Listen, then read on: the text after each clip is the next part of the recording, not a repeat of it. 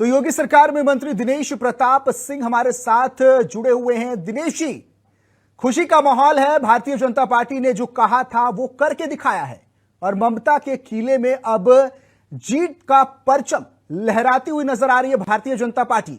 क्या है आपकी पहली प्रतिक्रिया? बिल्कुल, मैं सबसे पहले तो पश्चिम बंगाल की देवतुल्य जनता को बहुत बहुत बधाई देता हूं, धन्यवाद देता हूं कि उन्होंने पश्चिम बंगाल में हिंदुस्तान की स्थापना कर एक ऐसा कदम उठाया है जो पूरे देश के लिए अनुकरणीय है। निसंदेह मैं कह सकता हूं, जो लोग राम के विरोध में थे, आज उनका राम नाम सत्य होता दिखाई दे रहा है। आप देखिए, तमिलनाडु में जो लोग राम के विरोध में थे, बाप बेटा दोनों का राम नाम सत्य हो गया है। तो राम विमुख असहाल तुम्हारा, रहा न को कुल रोवन हारा, ये आज की तारीख का हिंदुस्तान का सत्य है, जो देश के प्रधानमंत्री आदरणीय नरेंद्र मोदी जी और देश के चाणक्य आदरणीय गृहमंत्री जी के नेतृत्व में आज अब कोई राम के विमुख वाला हिंदुस्तान में सरवाइव करे, ऐसा संभव नहीं है। दिनेश जी, क्या मानते हैं किन कारणों की वजह से भारतीय जनता पार्टी को पश्चिम बंगाल में ये प्रचंड बहुमत मिलती हुई नजर आ रही है? तमाम मुद्दे हैं, लेकिन मैं आपसे जानना चाहूंगा, चूंकि आप पार्टी से जुड़े हैं, आपके ऊपर भी जीत को लेकर दारोमदार थे, कुछ जिम्मेदारियां थी। ऐसे में आप क्या मानते हैं कौन से ये बड़े मुद्दे रहे जिसको जनता के सामने रखते हुए भारतीय जनता पार्टी ने ये प्रचंड जीत हासिल की है और जीत की तरफ बढ़ती हुई नजर आ रही है? रोहित जी, पूरा देश इस चीज को महसूस कर रहा है कि मोदी जी के हाथों में देश सुरक्षित है, हिंदुत्व सुरक्षित है, हिंदुस्तान सुरक्षित है। यह भरोसा पूरा देशवासी कर चुके हैं। यह सबसे बड़ा महत्वपूर्ण मुद्दा था। जिस राष्ट्रीय नेतृत्व के मंच से कभी नेता की जयकारे के नारे न लगाए हों, भारत माता को छोड़ के कुछ और कभी बोला नहीं जाता है। व्यक्ति नहीं, देश बड़ा होता है, ये मोदी जी ने सिद्ध कर दिया और देशवासियों ने इसे गर्व के साथ स्वीकार कर लिया। तब मैं समझता हूं, राष्ट्र के व्यापक हित में देशवासी आज मोदी जी के साथ खड़े हुए हैं, गृहमंत्री जी के साथ खड़े हुए हैं। तो मैं उम्मीद करता हूं कि अब भारत के हर कोने में इसी भांति जो राम के खिलाफ होगा, जो हिंदुत्व के खिलाफ होगा, जो देश के खिलाफ होगा, उसका सर्वाइवल अब संभव नहीं है। दिनेश जी, संदेश खाली और आरजीकर मेडिकल कॉलेज जैसे मुद्दे को आप कितना अहम मानते हैं और क्या ये जो मुद्दे रहे, क्या ये भी भारतीय जनता पार्टी की जीत का एक कारण भी रहे? क्योंकि ये बहुत ही गंभीर मामले थे जिसके ऊपर बहुत ही विरोध प्रदर्शन देखने को मिला। भारतीय जनता पार्टी ने सरकार को घेरने की भी कोशिश की थी, ममता सरकार को घेरने की भी कोशिश की थी और तमाम अगर जनसभाओं की बात करें, प्रधानमंत्री मोदी की जनसभाओं की बात करें, गृहमंत्री अमित शाह की जनसभाओं की बात करें, सीएम योगी आदित्यनाथ की जनसभाओं की बात करें, तो वो लगातार इन मुद्दों को उठाते हुए नजर आए और लोगों को इससे रूबरू कराते हुए नजर आए कि मौजूदा टीएमसी की सरकार में क्या कुछ वहां के स्थानीय लोगों के साथ हुआ, संदेश खली में क्या हुआ और आरजीकर मेडिकल कॉलेज में क्या हुआ। क्या ये मुद्दे भी भारतीय जनता पार्टी की जीत के अहम कारण रहे क्या? देखिए, बंगाल की राजनीति में भय एक लंबे अरसे से स्थापित था। भय के कारण ही कांग्रेस ने बंगाल पे राज किया, भय के कारण ही लेफ्ट ने राज किया और भय के कारण ही ममता ने वहां पर राज किया। लोकप्रियता के आधार पे नहीं, सेवा के आधार पे नहीं, राष्ट्रीयता के आधार पे नहीं, भय के आधार पर अगर कोई राजनीति करेगा तो मैं समझता हूं इस समय गांडीव हमारे देश की यशस्वी गृहमंत्री जी के हाथों में है। अब भय के आधार पे कोई राजनीति नहीं कर सकता, सेवा के आधार पे कोई करेगा, लेकिन जिस तरह से भय बना करके बंगाल के लोगों को दबा करके राजनीति की गई है, अब बंगाली लोगों ने समझ लिया है, भारतवासियों ने समझ लिया है कि मोदी जी के नेतृत्व में ही पश्चिम बंगाल का भला होगा। बहुत सारी राष्ट्रीय योजनाओं का लाभ पश्चिम बंगाल के लोगों को ममता बनर्जी जी द्वेष के कारण नहीं लेने देती थी। ये कोई बात हुई? बहुत राज्य ऐसे हैं आज भी उनमें नवोदय विद्यालय की स्थापना सरकार नहीं होने देती कि लोग हिंदी सीख जाएंगे।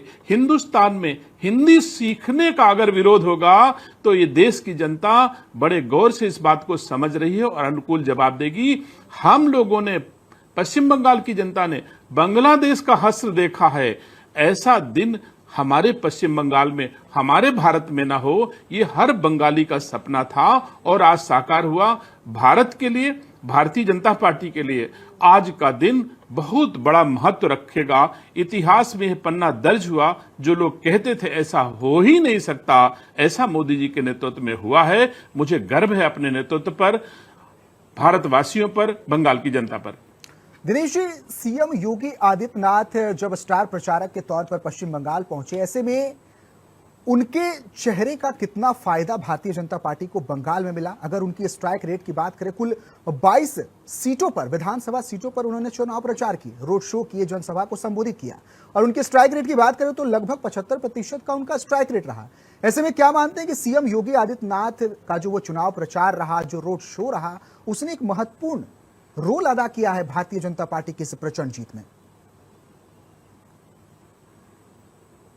भारतीय जनता पार्टी की जीत में दुनिया की सबसे बड़ी पार्टी और परिवार के रूप में स्थापित होने में छोटे छोटे कार्यकर्ताओं से लेके बड़े स्तर तक के कार्यकर्ताओं का समान रूप से रोल है, समान रूप से कंट्रीब्यूशन है, सबकी मेहनत और परिश्रम है, महापुरुषों के त्याग और बलिदान का इतिहास है। और उस आधार पर देश में आज भारतीय जनता पार्टी इस रूप में स्थापित है। हमारे उत्तर प्रदेश के यशस्वी मुख्यमंत्री जी का, उत्तर प्रदेश का सुशासन भी पश्चिम बंगाल में है, कार्यकर्ताओं की मेहनत और परिश्रम भी है, देश के प्रधानमंत्री जी का जो छवि है वो भी है, चाणक्य के रूप में देश के गृह मंत्री जी का प्रबंधन है, और जो राष्ट्रीय महामंत्री आदरणीय सुनील बंसल जी लंबे अरसे से पश्चिम बंगाल में प्रबंधन का काम देख रहे हैं। छोटे छोटे कार्यकर्ताओं को मिलाकर के सब लोगों ने मेहनत परिश्रम किया और भय का अंत करके भाजपा को स्थापित किया।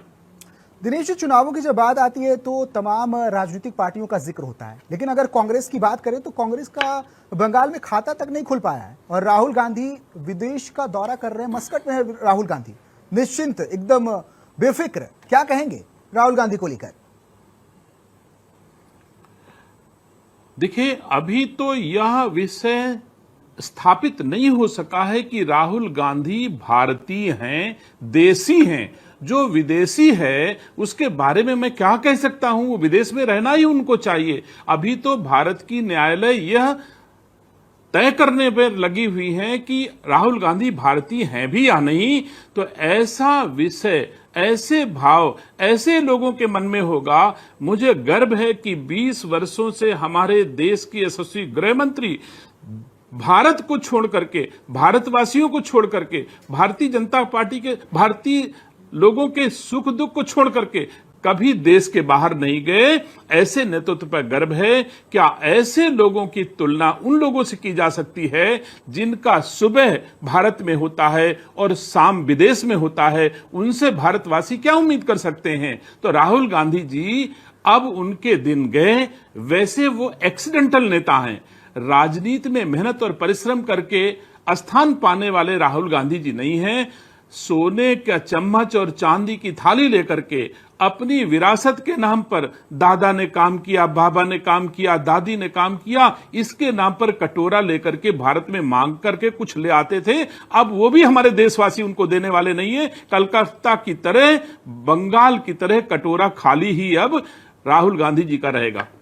दिनेश जी, चूंकि ये सोशल मीडिया का जमाना है, ऐसे में सोशल मीडिया पर कुछ दिलचस्प चीजें चल रही हैं। मैं आपको बताना चाहूंगा कि राहुल गांधी को भारतीय जनता पार्टी का बी टीम बताया जा रहा है। यानी कि जो राहुल गांधी ने जो कुछ अपनी जनसभा के दौरान बंगाल में कहा था कि भारतीय जनता पार्टी अगर जीतती है तो वो अपनी मेहनत की बदौलत नहीं जीतेगी, बल्कि टीएमसी ने कुछ ऐसा किया है जो उन्हें नहीं करना चाहिए था। इस वजह से भारतीय जनता पार्टी बंगाल में जीत सकती है। क्या कहेंगे? बी टीम है क्या राहुल गांधी भारतीय जनता पार्टी के?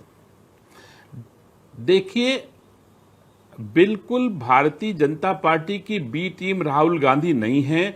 भारतीय जनता पार्टी के कार्यकर्ता के गोड़ का धोवन भी राहुल गांधी नहीं हो सकते हैं। भारतीय जनता पार्टी का कार्यकर्ता देश के लिए समर्पित कार्यकर्ता होता है, देश के लिए जीवन दे देता है, देश के लिए जान दे देता है। तो मैं नहीं समझता राहुल गांधी को हमको किसी बी सी डी टीम में रखने की आवश्यकता है। हमारी भारतीय जनता पार्टी की ए टीम पूरे देशवासियों की सेवा करने के लिए पर्याप्त शक्ति सामर्थ्य रखती है, इसलिए हमको किसी बी टीम की ना आवश्यकता है, ना पहले थी, ना आज है। दिनेश जी, अंतिम सवाल आपसे, कौन होगा मुख्यमंत्री का चेहरा? चुनाव तो हो गए, रुझान भी आ गए और भारतीय जनता पार्टी बहुमत की सरकार बनाने वाली है। ऐसे में अब सबसे बड़ा सवाल ये हो जाता है कि अब पश्चिम बंगाल में कौन सीएम का चेहरा होगा? लोकतंत्र में मुख्यमंत्री चयन का जो अधिकार पहले से प्रचलित है वही बंगाल में भी होगा।